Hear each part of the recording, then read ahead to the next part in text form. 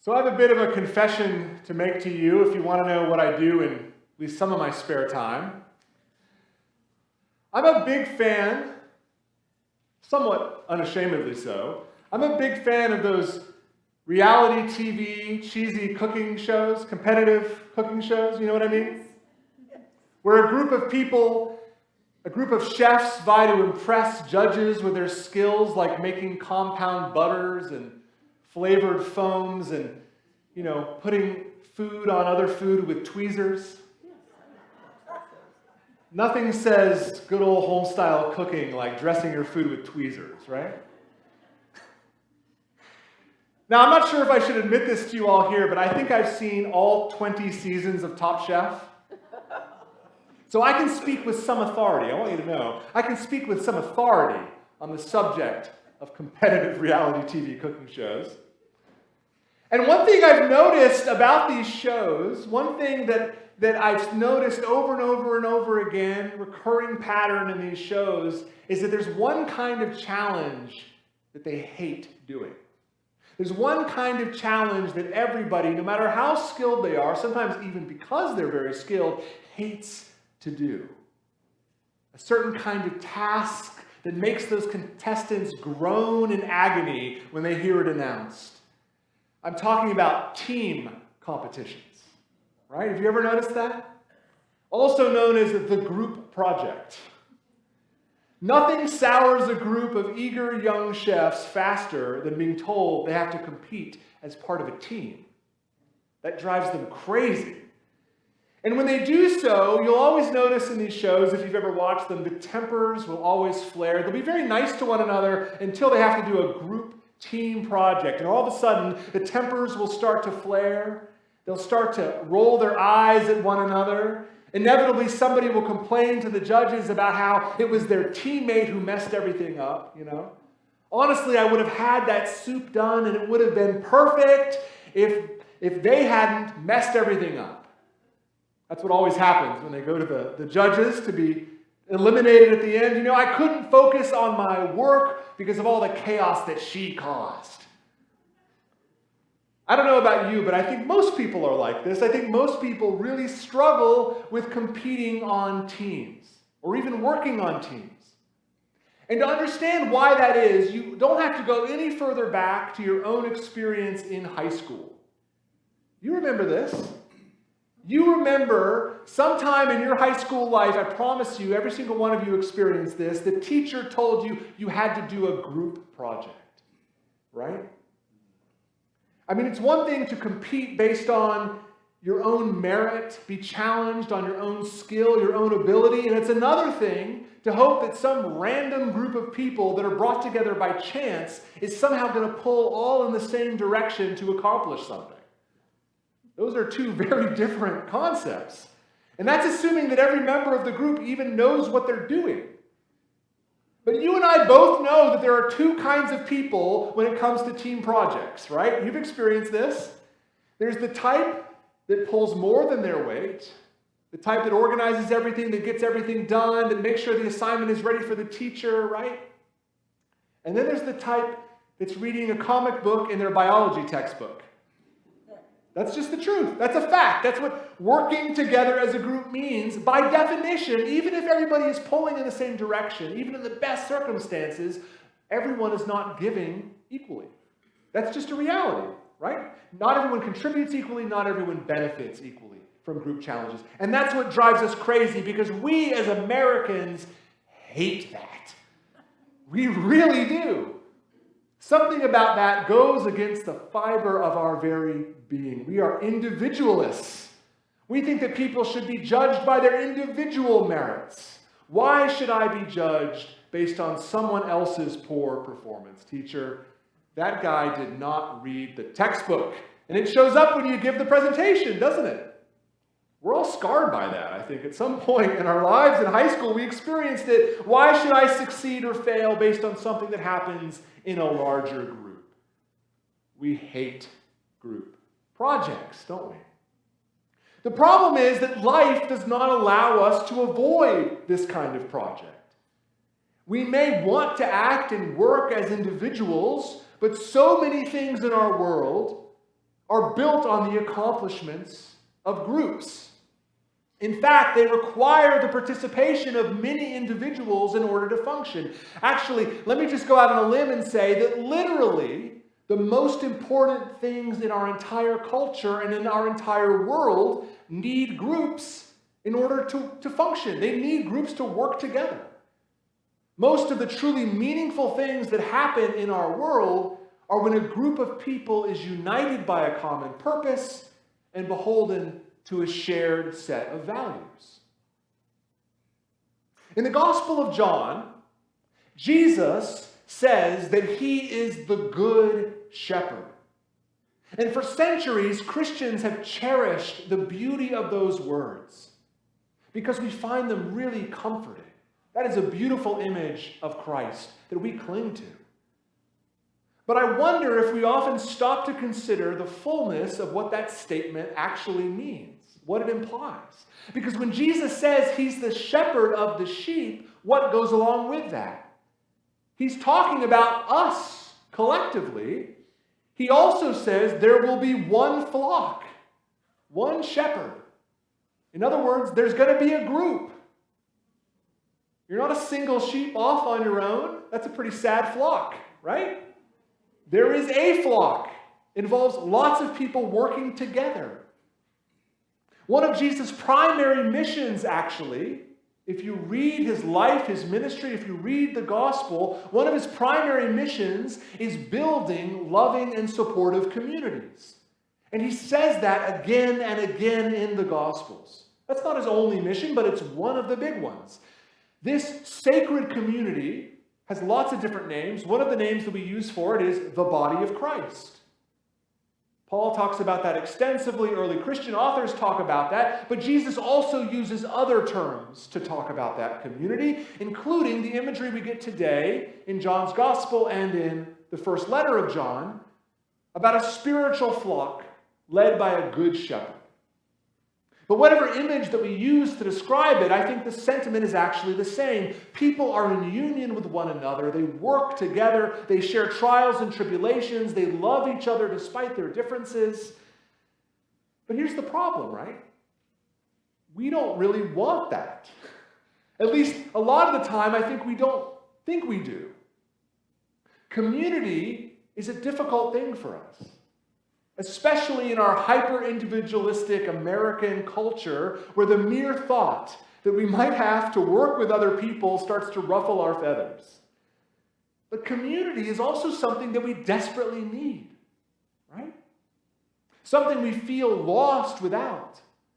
Something we crave even when we're afraid of it.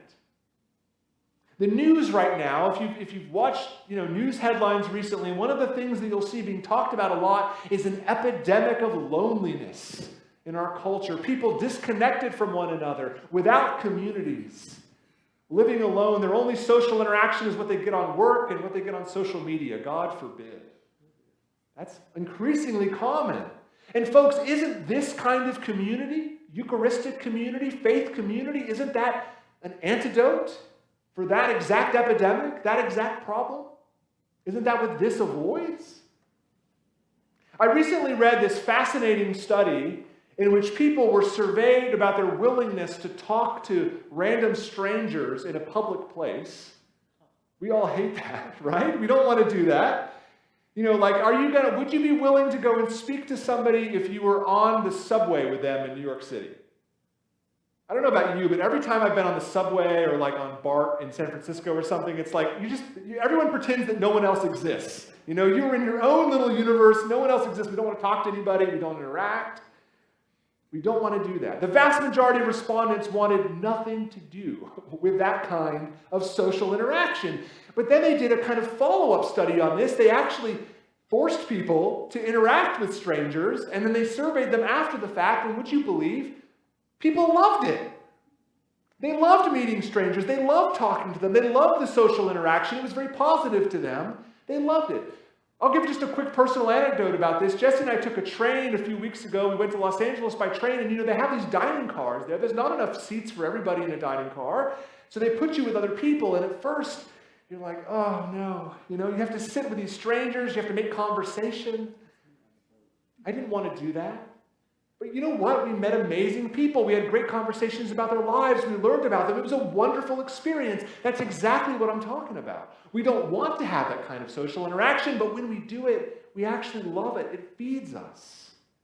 We have positive things to say about the experience after the fact. When we get past that layer of anxiety and fear about getting to know one another, the result is something that we crave, that we desire. It's a sense of our common humanity. It's the realization that people aren't always as different as they might appear at first glance. It's a desire to build bridges between minds and hearts. See, the Christian message is not just about the afterlife, not just about the state of your immortal soul as an individual, not at all. It's also about the state of your life and your community here and now. That's a very important element within Judaism. It was a very important element in Jesus' culture. It's a very important element that he also teaches us. It's true, folks, that people have healthier, happier lives when they belong to communities just like this one. In ancient times, religious communities were often defined by their race, by their ethnicity. But as our world progressed, we moved from that kind of tribal worldview to a more nationalistic one as nation states developed. But the thing is, the Christian community is neither of those things. It's beyond those things. It is above those things. The Christian community is one that doesn't have borders by geopolitics or race or ethnicity or anything else. It does not have barriers. It's a community that's not defined by its politics, God forbid, or its geography. It's a community of the heart and the spirit. People who have a shared set of values and a shared vision and a shared faith. St. John, you'll notice, describes this kind of community beautifully in his letter today. He says, we know love by this, that Jesus laid down his life for us. That's what Jesus says he does as the Good Shepherd in that gospel reading too. And we ought to lay down our lives for one another. You don't get to do that if your only interaction with other people is through Facebook. How does God's love, the Apostle John says, how does God's love abide in anyone who has the world's goods and sees a brother or sister in need and yet refuses to help? Now, I think it's pretty clear what this teaching is saying. It's saying we have a responsibility to one another. We don't have a responsibility just in a personal sense, just in an individualistic sense, but we have a responsibility to the people in the community around us, right? John says that God's love does not exist in those who have the means to help and then choose not to do that. And so the inverse is also true. God's love is expressed by using the means that we have available to us for the help and love of others. I think Jesus couldn't be any more clear about that, and neither could the Apostle John. This is his commandment. John tells us that we should love one another. And that love is not in word or speech, like I'm doing right now, but in truth and in action. Responsibility to each other is a core element of Jesus' teaching and a core element of what Christianity is all about. That there's one flock, one shepherd. And so a Christian's relationship to God is not only in one direction. It's not only in this direction, it's also in this direction, out to the community. In fact, Jesus tells us that when we serve other people, we're actually serving him. It's in both directions. It's not just this way, but this way. You know, I think if you look at this from one point of view, we tend to see this as like an obligation, a responsibility. I have to take care of my neighbor. You know, like the lawyer who goes to Jesus and is like, so tell me, like, who is my neighbor exactly? Like, how many meters away does my neighbor exist? That's what the lawyer asked Jesus, right? And Jesus' response to that question is amazing. You all know it. Jesus' response to that question of who is my neighbor is Jesus telling the parable of the Good Samaritan. Who was the neighbor, right? The person who did the thing. The person who helped those in need. That was the neighbor. So, we tend to look at this as like an agonizing responsibility, but what if we turned the tables on that? What if we looked at it from a different direction? What if we looked at it not just as a responsibility or an obligation or an onerous burden that's laid on us? What if we saw it as a possibility? The Christian community is not an obligation, it's an invitation. It's an invitation to a better world and to a better life. The fact is, we are stronger together than we are apart. We're able to accomplish more. We're able to go further. We're able to achieve greater ends when we do things together, not just alone. At their worst, we hate group projects, right? We hate that. But the reality is that small groups of people working in harmony with one another have completely changed the world on many occasions. Just ask those disciples who gathered together in an upper room in those days after Easter. We are able to achieve much greater things together than we could apart. We're able to climb higher mountains. We're able to cross greater torrents. We're able to build more wonderful things when we stand united. And what ultimately unites us as a flock is that shepherd, a great shepherd who calls all people to himself, a great shepherd who welcomes all of us no matter where we have come from, no matter who we are, no matter what we have done, a shepherd who makes us so much more than the sum of our component parts. Scattered and divided, there is very little that we can accomplish on our own. But together, standing as one, guided by one voice, with a single purpose in mind, there is literally nothing that we cannot accomplish. There's no task that God cannot accomplish through us. The anthropologist Margaret Mead once wrote, "Never doubt that a small group of thoughtful, committed citizens can change the world. Indeed, it's the only thing that ever has." The community that we're building here at this church is, I hope and pray, exactly that kind of community. People committed to a better future for themselves and for the whole world and for their neighbors and for the people around them. Group projects are never easy, but they're also a critical part of a happy and fulfilling and rewarding life. Christians understand that, I think, on a basic and visceral level through Eucharistic community. That there is one flock, one shepherd, one body, one Lord, one baptism, one God and Father of all.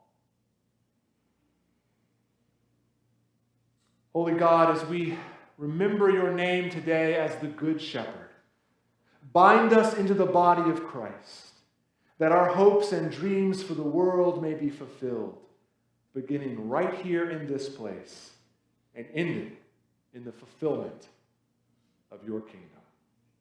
In your holy name, amen.